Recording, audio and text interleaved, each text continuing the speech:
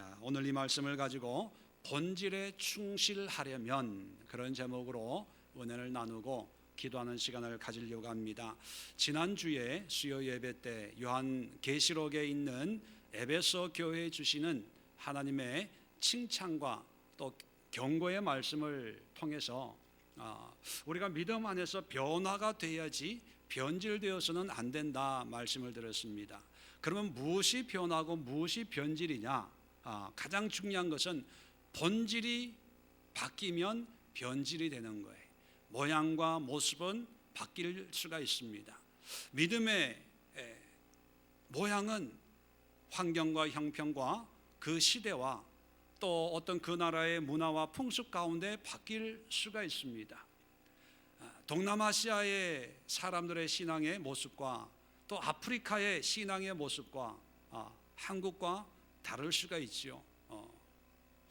이 다름을 뭔가 이렇게 신앙의 어떤 정도의 차이로 생각을 해서 한때는 우리 한국교회는 새벽기도가 있기 때문에 이런 복을 받았고, 반대로 기도하지 않는 그런 나라가 되어서 다른 나라들은 좀 이렇게 무시하고 그랬던 적 있었거든요.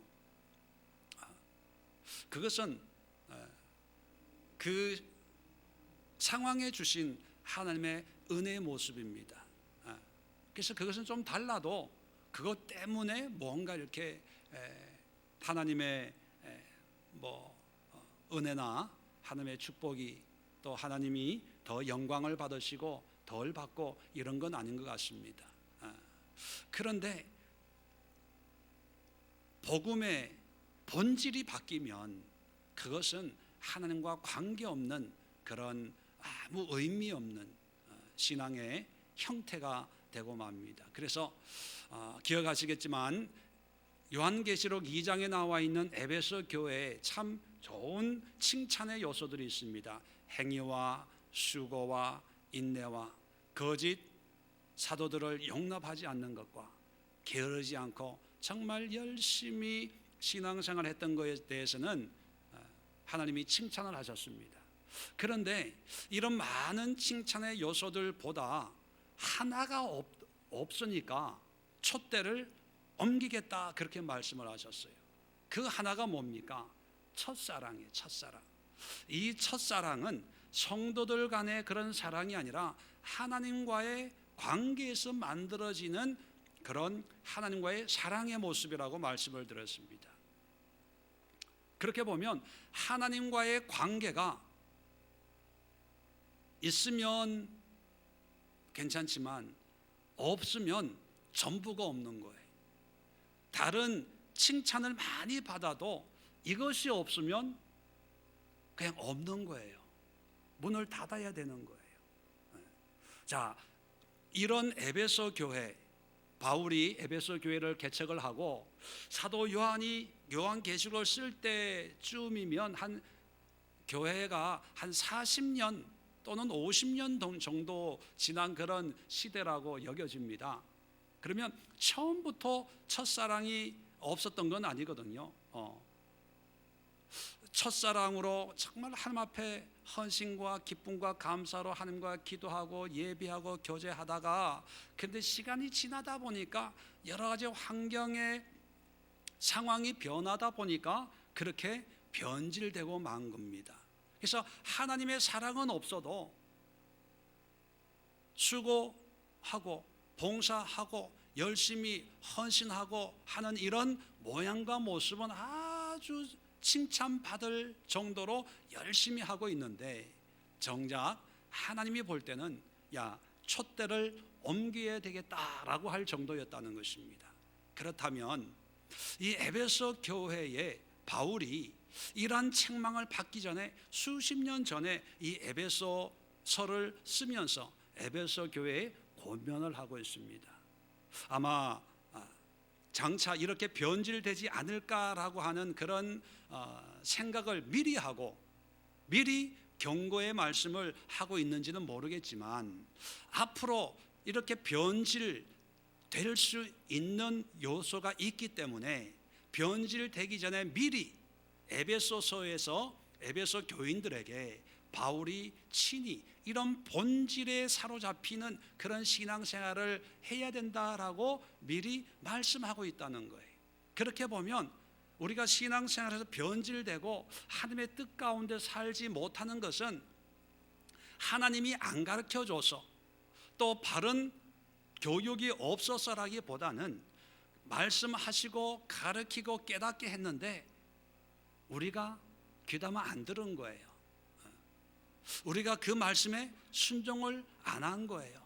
하나님은 미리 다 말씀을 하셨는데 그런데 우리가 사소하게 여겨서 결국은 하나님의 뜻에서 벗어나게 되고 나중에 깨닫고 하나님 왜 이런 말씀을 나에게 안 하셨어요? 왜 이렇게 안 가르쳤어요? 라고 원망할 수가 없다는 것입니다. 자, 오늘 성경을 보면 3장 14절 이러므로라는 말이 있습니다. 이러므로라고 하는 것은 어떤 결과를 얘기하는 거죠. 13절에 보면 그러므로 너에게 구하노니 너희를 위한 나의 여러 환난에 대하여 낙심하지 말라. 이는 너희의 영광이니라. 지금 바울은 로마 감옥에 갇혀 있습니다. 그래서 옥중서신이다 그러죠.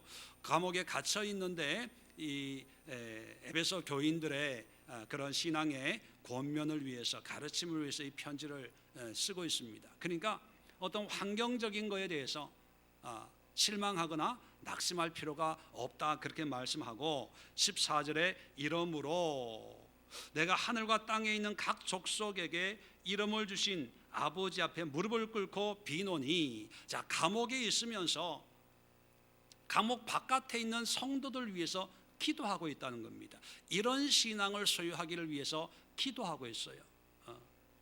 이 기도는 에베소 교인들뿐만 아니라 오늘을 살아가는 우리 예수의 교인들에게도 반드시 응답이 되어야 되고 또 모든 믿는 그리스도인들에게 응답이 되기를 바라는 그런 간절한 여망을 담아서 하나님 앞에 기도하는 것이죠.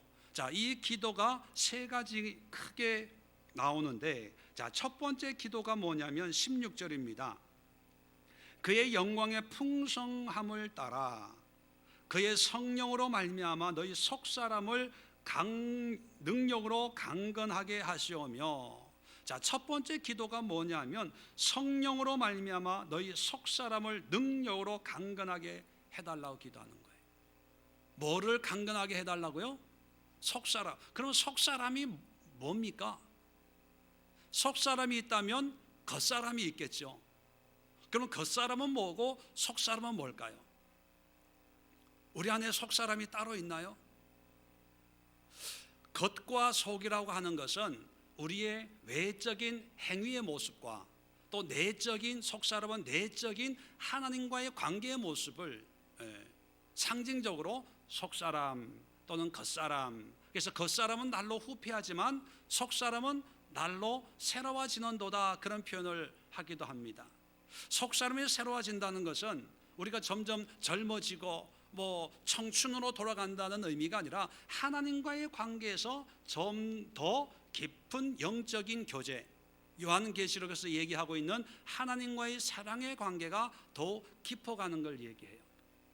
반대로 겉사람이 후패한다는 것은 뭐냐면 우리의 행위가 나이가 듦에 따라서 힘에 부치고 힘들고, 옛날에는 열심히 봉사했는데 이제 나이가 70, 80 넘으면 그렇게 못하고, 또 환경이 형편이 좋을 때는 열심히 했지만 어떤 일이 생겨서 분주하고 바빠져서 열심히 그렇게 신앙생활을 못하는, 어떤 겉사람은 환경과 상황과 세월에 따라서 제약을 받는 그런 모습을 의미합니다.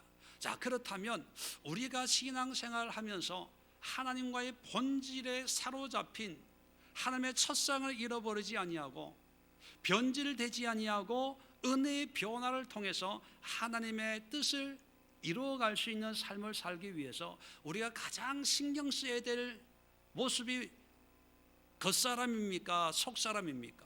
속사람이에요. 그런데 우리가 살아가면서 겉사람에게 신경을 많이 써요? 속사람에게 신경을 많이 써요? 오늘 예배 오기 전에 여러분들이 겉사람 단장하는 데 신경을 많이 쓰나요? 속사람 단장하는 데 신경을 많이 쓰나요?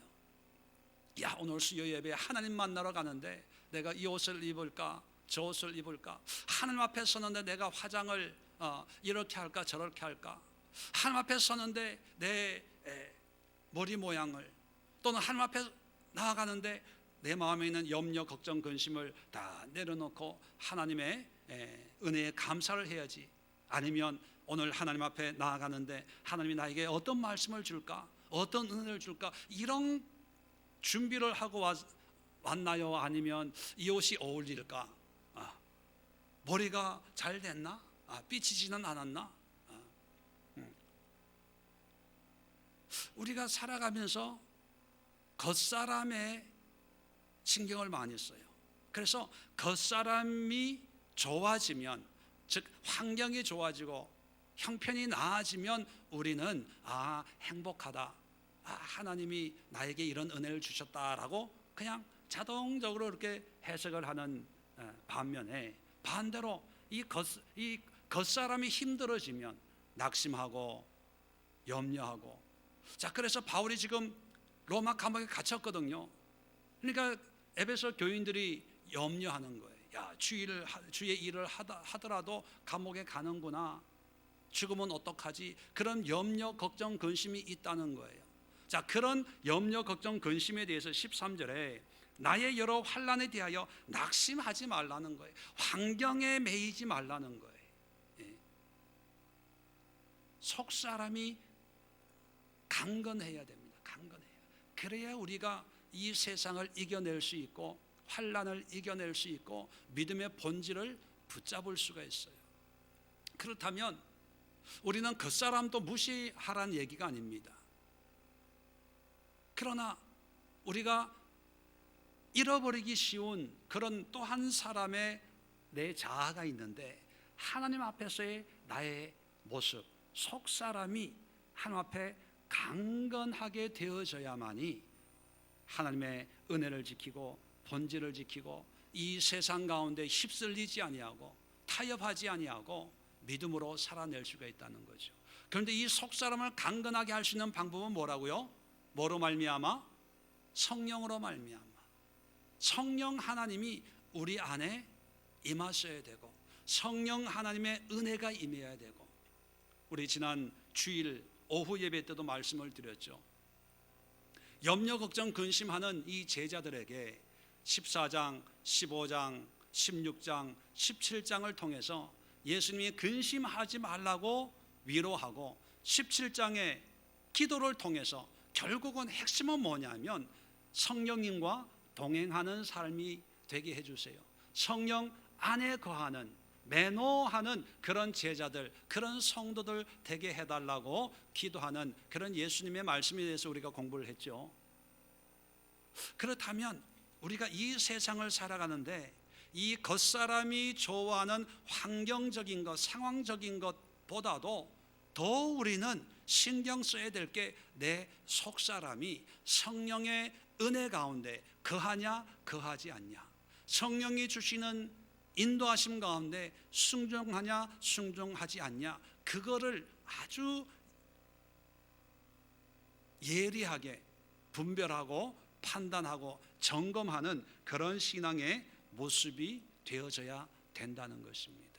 내 영혼이 건강하냐, 내 속사람이 하나님과의 관계에 문제가 없냐. 문제가 있다면 그 자리에서 기도해야 돼요. 문제가 있다면 그 자리에서 하나님께 나아가서 하나님과 영적인 친밀한 교제의 관계를 회복하고, 그러한 은혜를 회복할 수 있도록 하나님, 나는 세상의 염려, 지금 앞에 있는 문제 때문에 어렵고 힘든 가운데 있사오니 성령 하나님 임하셔서 나를 인도하옵소서, 나를 도와주세요. 감당할 수 있는 첫사랑을, 하나님과의 관계를 회복할 수 있는 은혜로 인도해 주세요. 간절히 기도하면 성령께서 가르치시고 깨닫게 하시고 인도하시는 보혜사가 뭡니까? 돕는 자거든. 돕는 자, 인도자거든요. 성령님이 우리를 인도해 주셔서 우리의 속사람을 강건하게 해주신다는 것입니다. 그래서 오늘 이 시간 기도할 때 첫 번째 기도가 뭐냐? 성령 하나님, 나의 속사람을 강건케 하옵소서. 오늘만의 기도가 아니라 이 땅을 살아가는 그 삶의 끝나는 여정까지 우리는 끊임없이 이 기도를 멈춰서는 안 된다는 것입니다. 자, 두 번째 계속해서 17절에 보면 믿음으로 말미암아 그리스도께서 너희 마음에 계시게 하옵시고, 두 번째 기도가 뭐냐면 그리스도가 너희 마음에 계시게 하옵소서, 그렇게 기도했다는 거예요. 한마디로 얘기하면 예수님이 우리 마음에 거하는 거예요. 계신다는 말은 함께 산다 그런 뜻이에요. 그러면 예수님이 그리스도가 우리 마음에 산다는 의미는 뭘까요? 그것은 모든 행위의 원인이 그리스도라는 거예요. 우리가 먹는 것도 예수님을 위해서, 일하는 것도 예수님 때문에, 우리가 하는 모든 삶의 원인, 목적, 의미가 예수님에 있다는 거죠. 이 마음이라고 하는 것은 어떤 행위의 고향입니다. 근본입니다. 마음에 생각이 나야 행동하잖아요. 무의식적으로 아무 생각 없이 행동하는 사람은 없어요. 우리가 뭘 해야 되겠다라고 마음에 생각이 나서 그렇게 행동을 하는데, 이런 행동의 뿌리가, 이 행동의 근거가 바로 그리스도가 되어야 된다는 것입니다. 그래야 변질되지 않고 어떤 상황에서든지 모양과 방법은 다를 수 있지만 흔들리지 않고 본질을 붙잡고 하나님의 첫사랑을 잃어버리지 않고 끝까지 하나님과 동행하는 삶을 살 수가 있다는 것입니다. 에베소 교회, 다시 요한계시록의 말씀으로 돌아가면 처음에는 하나님의 사랑으로 에베소 교회가 시작을 했죠. 사도행전을 보면 얼마나 열심히 믿음 생활을 했는지 우상을 파는 사람들의 장사가 안 될 정도였어요. 그래서 바울을 고소할 정도였어요. 고발할 정도로. 그러니까 온 도시가 회개하고 주께 돌아왔습니다. 자, 그랬던 에베소 교회와 교인들이 한 40년 정도 시간이 지난 다음에 보니까 열심이 있는 행위도 있어요. 수고도 있어요. 인내도 있어요. 그리고 거짓 사도들, 이단들을 분별해가지고 그들을 몰아내는 열심도 있어요. 그런 모습을 보면 사람들이 어떻게 생각합니까? 에베소 교회 성도들은 참 믿음이 좋아, 그렇게 판단을 한다는 거죠. 자, 그런데 하나님은 아니라는 거예요. 그런 건 칭찬할 만하지만 첫사랑을 잃어버렸다는 거예요. 그러면 이 첫사랑은 하나님과의 관계에 있는 사랑이라고 그랬어요. 그러면 하나님이 보실 때 그런 행위와 수고와 인내와 열심과 게으르지 않는 모든 이런 신앙의 모양과 모습들이 하나님을 위한 그런 신앙의 모습이 아니라 자기 자신을 위한, 하나님과의 사랑의 관계가 끊어졌기 때문에 열심히 수고하는데도 결국은 하나님의 영광을 위해서 수고하는 게 아니라 무엇 때문에 수고합니까? 내 체면 때문에. 한 교회에서 한 40년 신앙생활하고 어떤 사람은 모태신앙이고 이제는 집사가 되고 권사가 되고 장로가 됐을 거 아닙니까? 그러니까 처음에는 은혜로 시작을 했는데 이게 시간이 길게 오래 몇십 년 신앙생활 해보니까 그냥 열심히 하는 것도 그냥 내 체면 때문에, 열심히 하는 것도 그냥 습관 때문에, 열심히 봉사하는 것도 익숙한 그런 봉사기 때문에 오히려 안 하면 그게 더 이상한 거가 돼버렸다는 거예요.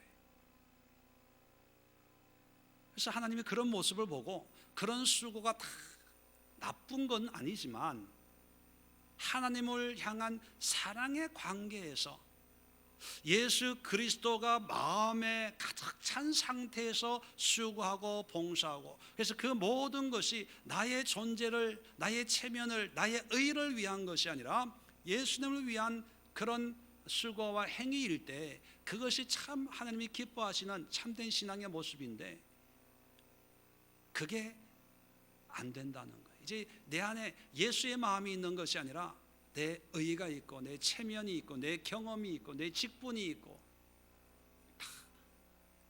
그런 걸로 열심을 내는 그런 신앙생활을 하게 되더라는 것입니다. 사도행전 5장에 보면 4장에는 바나바가 은혜 받고 재산을 팔아서 사도들에게 발 앞에 놓는 그런 일을 기록하고 있습니다. 5장에 보면 아나니아와 삽비라라고 하는 부부 이야기가 나옵니다. 재산을 팔았는데 그 재산의 일부를 숨겼어요. 그것 때문에 남편이 죽고 아내가 그날 같은 날에 줄초상이 나는 그런 말씀이 기록이 되어 있습니다. 그 말씀을 그냥 보면 하나님 앞에 작정한 것은 반드시 드려야 돼, 이런 의미로 해석을 하면 참 문제가 많습니다. 왜냐하면 다 아나니아와 삽비라 같이 하나님 그렇게 심판하는 건 아니잖아요. 성경에서 말하려고 하는 것은 뭐냐 하면 모든 것이 하나님의 은혜 가운데 기쁨과 자원함으로 주님 앞에 헌신하고 헌물하고 예물을 드려야 되는데, 체면 때문에 남들이 하니까 나도 어쩔 수 없이 하긴 해야 되는데, 그런데 다 하지 말고 조금 안 했다고 아나니아 삽비라를 하나님이 죽이지는 않았을 거예요. 근데 헌금할 정도는 했는데 죽었어요. 너무 억울한 거 아닙니까? 이게 바로 하나님의 마음이라는 거죠. 안 한다고 해서 뭐가 하나님이 더 화를 내고, 한다고 해서 하나님이 더 기뻐하는 것이 아니라, 문제는 뭐냐, 우리의 마음의 중심이라는 중심. 그리스도 예수를 위한 기쁨과 헌신과 자원하는 마음으로 주님 앞에 드리는 것을 기뻐하지, 바나바가 헌물하는 걸 보고 야 저러니까 칭찬받네, 우리도 좀 합시다, 우리도 좀 해야 그래 이 교회에서 밥도 먹고 살지, 남들 다 하는데 우리는 안 하면 어떡해요? 그래서 남들 시선이 무서워서 그냥 어쩔 수 없이 하긴 하는데 100% 헌신이 아니니까 내 욕심을 챙기게 되는 거죠.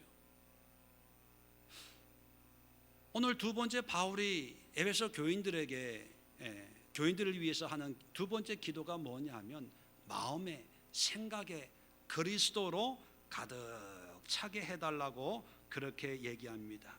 그런데 그리스도께서 너희 마음에 계시게 하옵시며, 예수님이 내 마음에 계시게 하는 방법이 뭡니까? 뭘로 말미암아? 17절에 믿음으로 말미암아. 내 안에 예수님이 계시게 하는 것은 어떻게 하면 되냐? 이건 믿음밖에 없다는 거예요. 믿음.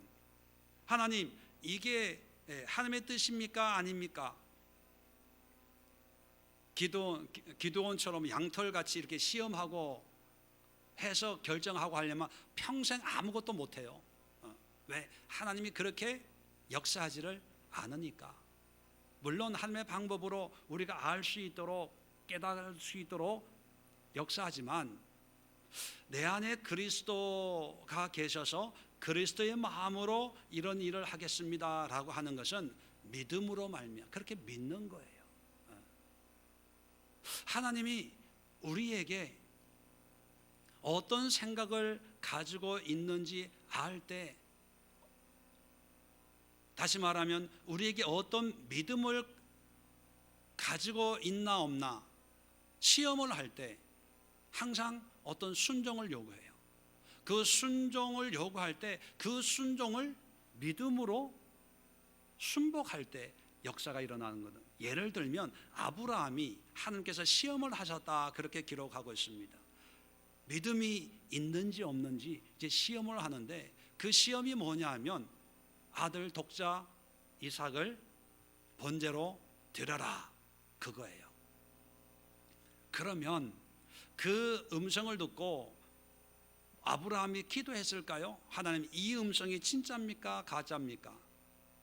내가 생각하기에는 이것은 말이 안 되는, 다른 신을 섬기는 사람들이 주로 하는 인신공양과 같은 것인데, 하나님은 지금 한 번도 사람을 제물로 바치라고 한 적이 없기 때문에 이것은 내가 생각할 때 이건 마귀가 내 마음을 어지럽히려고 거짓으로 가장해가지고 하나님의 음성으로 말씀하신 것 같은데, 주여 하나님의 뜻이라면 분명히 다시 한번 음성을 주시고 아니라면 이 사탄아 물러가라 그랬을까요? 놀라운 것은 그 음성에 아브라함은 그냥 순종해요. 믿음의 순종이죠. 그래서 히브리서에 보면 믿음으로 아브라함은 믿음의 명예의 전당에 올라가게 되는 거거든요. 그러니까 여러분, 우리가 내 마음에 예수님이 있다면 그냥 믿음으로 순종하는 거예요. 반대로 내 마음에 예수님이 안 계시다면 순종하긴 하는데 믿음이 아니라 뭔가 증거를 자꾸 찾아요. 사인을 주면 순종하겠습니다. 하나님이 뭔가 이렇게 변화를 일으키면 내가 그렇게 하겠습니다. 사실 그것은 믿음이 아니에요. 믿음이란 건 뭐예요? 바라는 것들의 실상이요, 보지 못하는 것들의 증거거든요. 증거가 없으니까 내가 믿는 거예요. 믿음으로 하나님의 뜻을 이루어가는 거예요. 그런데 우리는 우리의 마음에 내가 가득 차 있으니까 내 방법으로 하고 싶은데, 하나님이 주시는 어떤 감동이 있으면 거기에 대해서 자꾸 사인을, 어떤 증거를, 어떤 결과를 자꾸 찾아요. 물론 그럴 때 하나님께서 주시는 그런 사인과 어떤 표적들이 있을 수 있죠. 근데 항상 있는 게 아니라 하나님이 표적을 주시는 목적은 뭐냐면 믿음을 갖도록 하기 위해서요.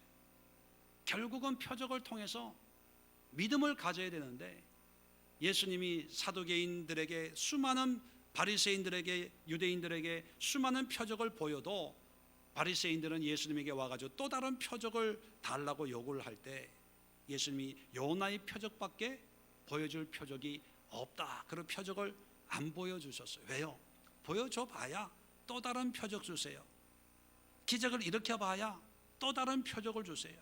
표적의 맛이 들리면요, 표적이 일어나야 행동하고 순종하지, 안 일어나면 여전히 앉아가지고 표적을 달라고 기도만 하고 있어요. 에베소 교인들에게 바울이 두 번째 기도가 뭐냐면 믿음으로 그리스도의 마음이 너희 안에 있게 거하게 해달라고 기도하고 있습니다. 그렇다면 믿음으로 하나님의 뜻을 우리가 이루어가는 거예요. 오늘 두 번째 기도가 뭐냐면, 하나님, 믿음으로 하나님의 마음을 깨달아 하나님의 뜻에 순종하기를 원합니다. 굴복하기를 원합니다. 이제는 가만히 앉아서 자꾸 표적을 보여주세요, 무슨 사인을 주세요, 어떤 환경을 바꿔주세요, 그게 아니라 이게 하나님의 마음이구나, 이게 하나님의 뜻이구나. 그렇다면 주님을 위해서 믿음으로 순종하겠습니다, 헌신하겠습니다, 전진하겠습니다, 나아가겠습니다. 그 모든 것이 나의 원함이 아니라 하나님의 영광을 위해서 나의 삶을 드리겠습니다 라고 하는 믿음의 고백을 하나님 앞에 할 수 있는 그런 시간이 될 수 있기를 바랍니다. 세 번째는,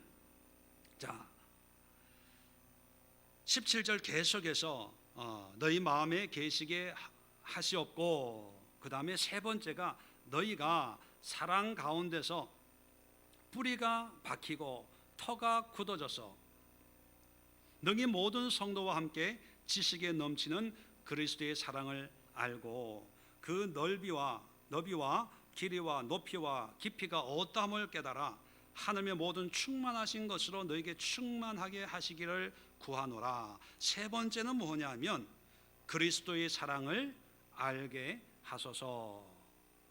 지식에 넘치는 그리스도의 사랑을 알고, 그게 하나님의 사랑. 자, 그런데 오늘 이 본문을 좀 더 연구해 보면요, 17절에 사랑 가운데 뿌리가 박히고 터가 굳어져, 하나님의 사랑을 얘기해요. 사랑을 얘기하는데, 하나님의 사랑에 나무가 자라듯이 또 터가 굳어진다는 것은 이 건축을 하는 것처럼, 기초가 단단해지는 것처럼 모든 우리의 삶의 기초는 하나님의 사랑이라는 거예요. 다시 말씀드리면, 사람의 칭찬이나 사람의 인정이나 사람들이 주는 사랑이 우리의 신앙의 기초가 아니라는 거예요. 본질, 신앙의 본질을 끝까지 유지하기 위해서는 하나님의 사랑에 거해요. 사랑에.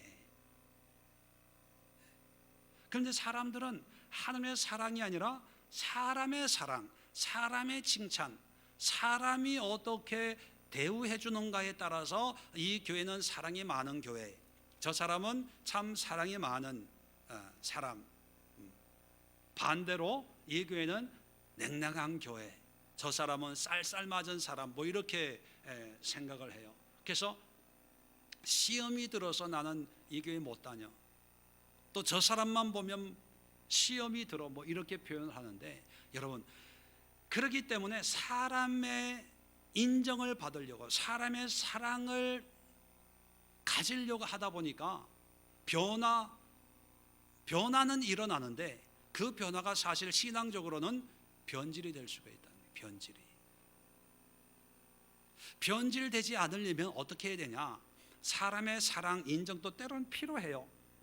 근데 그것은 하나님의 사랑 가운데 거해서 하나님이 내 안에 거하심으로 내가 그 은혜 가운데 살아갈 때 사람들이 나를 인정해주는 부수적인 거예요. 열매적인 것이 사람의 사랑이고 인정이고, 가장 근본적인 것은 하나님의 사랑이에요. 하나님의 사랑. 그래서 17절에 사랑 가운데 뿌리가 박히고 터가 굳어져서, 18절입니다. 능히 모든 성도와 함께 지식에 넘치는 그리스도의 사랑을 알고. 자, 그런데 문제가 있어요.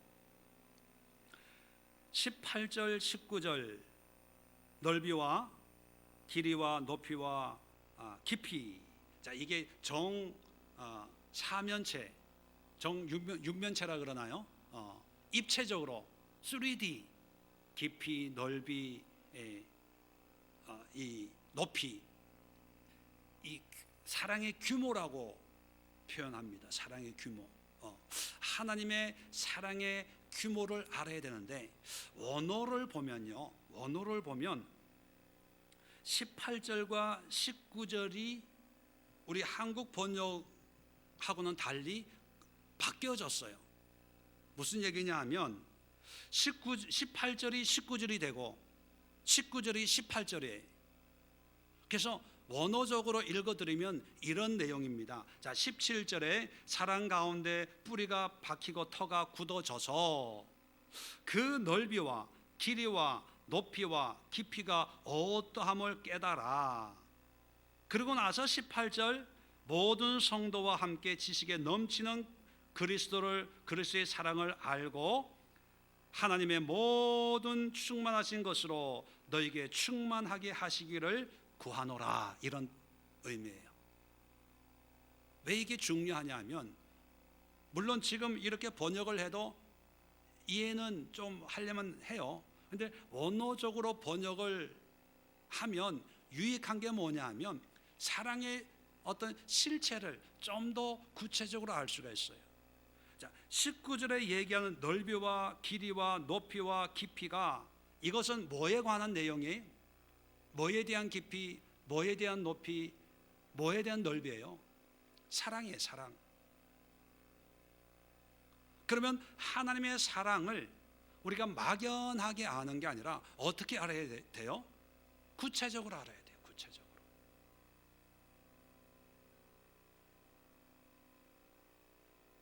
무슨 얘기냐 하면, 우리는 하나님의 사랑 하면 그냥 그 감정적인 것, 막연한 것을 생각을 해요. 그러다 보니까 하나님의 사랑을 받을 때는 감사하고 좋죠. 그런데 문제는 뭐냐면 그런 사랑이 느껴지지 않는다고 할 때 우리는 뭐라고 느낍니까? 하나님의 사랑한다고 느껴요? 사랑 안 한다고 느껴요? 사랑 안 한다고 느끼는 거예요. 그래서 방황하는 거예요. 힘들어하는 거예요. 어떤 경우는 하나님 앞에 시험 드는 거예요. 내가 이렇게 열심히 했는데 왜 나에게 이런 어려움을 줍니까? 그게 뭐냐면 하나님의 사랑의 넓이와 깊이와 높이, 하나님의 사랑의 실체를 막연하게 아는 거예요. 자, 다시 한번 원어적으로 해석을 하면, 자, 사랑 가운데 뿌리가 박히고 터가 굳어져서, 자, 하나님의 사랑에 대해서 19절입니다. 넓이와 깊이와 높이와 깊이 어떠함을 깨달아 하나님의 사랑의 실체 규모를 잘 깨달아서 18절입니다. 모든 성도와 함께 지식에 넘치는 그리스도의 사랑을 알아야 된다는 거예요. 자, 지식에 넘치는 그리스도의 사랑, 이 지식에 넘치는 그리스도의 사랑이라고 하는 것은 뭐냐면 지식과 사랑은 어떻게 보면 반대예요. 그죠? 성경에 보면 고린도전서 8장 1절에 지식은 교만하게 하며 사랑은 덕을 세우나니, 지식과 사랑을 정반대의 개념으로, 또 고린도전서 13장 2절에 모든 지식을 알고 또 산을 옮길 만한 모든 믿음이 있을지라도 사랑이 없으면 내가 아무것도 아니요. 자, 지식과 사랑은 반대예요. 그러니까 사랑의 눈이 멀었다 이런 표현을 쓰잖아요. 그것은 뭐냐면 누가 아무리 거기에 대해서 얘기해도 이 사랑에 이렇게 빠져가지고 그게 중요하게 여겨지지 않는 거예요. 사랑하면 내 지식이 아무 기능을 안 하는 거예요. 그죠? 연애할 때 야, 그 남자, 그 여자 좀 이상한 것 같아. 그래도 사랑에 빠지면 이상한 그것이 아무 의미가 없어지는 거예요. 내가 좋아하니까. 자, 그래서 맹목적인 사랑을 하게 되는데, 그런데 여기서 오늘 성경은 지식에 넘치는 그리스도의 사랑이라고 하는 것은요, 이런 하나님의 규모를 경험하고 체험하는 지식에서 넘치는 사랑이에요. 무조건 하나님의 은혜, 사랑 뭐 이런 추상적인 개념이 아니라 지식을 가지고 하나님의 은혜에 대한 규모를 경험하고 깨닫고 그 규모에 대한 우리의 지식에 넘치는 사랑을 깨닫고 하나님의 모든 충만하신 것으로 우리가 충만하게 그렇게 살아가기를 기도하고 있는 거죠. 쉽게 표현하면 우리가 하나님의 사랑은 높이와 길이와 깊이가 이런 사랑이야. 하나님은 나를 이렇게 사랑하시는 분이야 라고 우리가 하나님의 사랑에 대해서 우리가 분명한 기준을 가지고 있다면, 자, 신앙생활 할 때 이런 기준에 넘치는 그런 하나님의 사랑을 알고 경험하는 거예요. 그러면 우리가 가지고 있는 이 사랑의 규모가 만약 이 물컵이라면 이 물컵 속에 담겨져 있는 사랑만큼은 우리가 늘 경험하고 간직하고 있어서, 내가 비록 환난 가운데 있든지 감옥에, 바울처럼 감옥에 매여 있든지 또 순교의 길을 걸어가고 있더라도 하나님은 나를 이 물컵만큼 여전히 사랑하고 있어 라고 하는 자기 확신을 가지고 있다는 거예요. 그런데 하나님의 사랑에 대한 지식이 없어요. 그냥 좋은 거예요. 근데 지식이 없다 보니까 하나님이 형통함으로 인도하면 감사해요. 그런데 내 원대로 안 하면 하나님 사랑 안 한다고 생각하는 거예요. 그런데 하나님의 사랑의 규모를 보면 하나님이 나를 혼내키는 것도 하나님의 사랑이거든요. 감옥에 보내는 것도 바울을 향한 하나님의 사랑이거든요. 순교길을 걷게 하는 것도 사도들에 대한 하나님의 사랑이거든요. 사도 요한처럼 순교자가 아니라 자연사 하도록 하는 것도 하나님의 사랑이거든요. 그래서 남들이야 어떻게 살든지 간에 나를 인도하시는 하나님은 나의 사랑의 규모에 항상 넘치는 사랑을 하시고 계시고 그런 사랑을 누리고 있어 라고 하는 우리의 깨달음, 우리의 지식이 있을 때 다른 사람들하고 비교하지 않는다는 거예요. 저 사람은 기도 많이 해가지고 응답받아서 잘 살고 나는 저 사람보다 더 많이 기도하고 헌신하는데 왜 하나님 나는 이렇게 힘들게 되는 일이 없습니까? 적어도 그렇게 원망하고 한탄하지는 않는다는 거예요. 왜요? 내가 알고 있는 규모의 하나님의 사랑이 이 지식에 넘치도록 하나님이 나를 부어주고 있는 것을 내가 날마다 확신하니까. 그러니까 환경 보고 형편 보고 상황 보고 왔다 갔다 그렇게 하지 않는다는 거예요. 내 환경이 어떠하든지 간에 그 본질이신 예수 그리스도 하나님의 사랑에 뿌리를 내리고 터가 견고해서 바람이 불든지 태풍이 치든지 질병이 생기든지 문제가 뭐 터지든지 상관하지 않고 꿋꿋하게 하나님의 본질적인 신앙, 속사람이 강건해지고 그리스도의 마음에 그리스도가 계시고 그 사랑을 내가 받고 있다, 이 세 가지만 이루어지면 누가 뭐라 그래도 그 길을 기쁨과 감사함으로 걸어갈 수 있기 때문인 거예요. 그걸 위해서 기도하고 있습니다. 그래서 초기에는 아마 이런 기도의 응답으로 살았던 것 같아요. 그런데 요한계시록을 보면 변질된 것을 우리가 지난주에 살펴보았습니다. 이것이 에베소 교회의 문제만은 아닐 겁니다. 우리의 문제일 수도 있어요. 적어도 여러분들은 초신자가 아니라 오랜 신앙생활을 해오고 있는 분들인데 혹시 여러분들도 처음에는 하나님의 은혜로 시작했다가 근데 그 은혜가 점점 옅어지고 이제 익숙해지고 반복되고 습관적으로 형식적으로 신앙생활에 아주 최적화된 그런 신앙생활을 열심히 한다고 하면 에베소 교회 교인들처럼 하나님 보시기에 자칫 아무 의미 없는 그런 신앙의 모습으로 전락할 수도 있다는 것입니다. 그렇다면 그런 문제를 극복하고 해결하기 위해서 이 에베소 교회에 바울이 기도하고 있는 이 세 가지 기도를 우리의 기도, 나를 위한 기도라고 여러분 생각하시고, 첫 번째 기도는 뭡니까? 성령으로 속사람이 강건하게 하옵소서. 두 번째 기도는 그리스도가 내 마음에 계시게 하옵소서. 내 삶의 모든 이유가 예수님이 되게 하옵소서.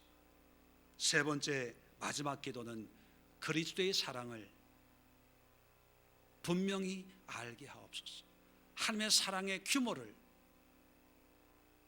깊이와 높이와 넓이로 분명히 알아서 환경에 흔들리지 않는 그런 하나님의 사랑을 덧입고 사는 그런 삶의 주인공이 되게 하옵소서. 함께 기도하는 시간을 가지도록 하겠습니다. 기도합니다. 좋으신 하나님, 은혜와 사랑을 감사합니다. 세상은 변화를 요구합니다. 그러나 그 변화 속에 자칫 우리의 본질까지도 변화될 수 있는 영적인 타락과 영적인 변질에 빠질 위험성이 너무나 많이 있는 이 시대의 신앙의 환경입니다. 세상이 변화되듯이 우리의 신앙의 모양과 모습도 변화되어야 되지만 그러나 신앙의 본질만큼은 변화되지 않아야 됩니다. 본질을 끝까지 붙잡기 위해서 바울이 에베소 교회를 위해서 기도하고 또 우리를 위해서 기도하고 있는 이 세 가지 기도를 오늘 우리 성도들이 함께 기도하려고 합니다. 하나님, 저희를 도와주시고 저희들과 함께하여 주시고 저희들의 기도에 응답하여 주셔서 세상과는 상관없이 본질이신 예수 그리스도를 끝까지 붙들고 주님의 그 첫사랑이 우리의 나중 사랑이 될 수 있도록 은혜로 인도함을 받는 우리 예수의 모든 성도들 될 수 있도록 함께해 주시옵소서. 예수님의 이름으로 감사하며 간절히 기도드리옵나이다. 아멘.